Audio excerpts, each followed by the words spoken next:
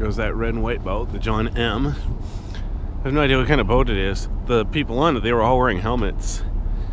Not too many people wear a helmet while riding a little boat like that, especially on a nice big river like the Columbia. Now kayaking, definitely wear a helmet. Interesting.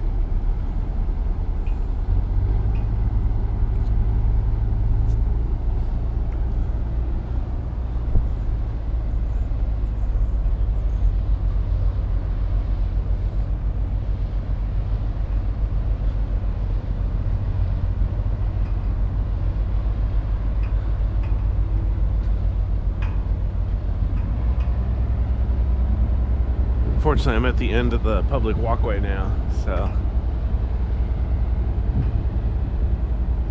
I think I could legally go around the front, but I'm not gonna do that. I'll just go over to the sidewalk.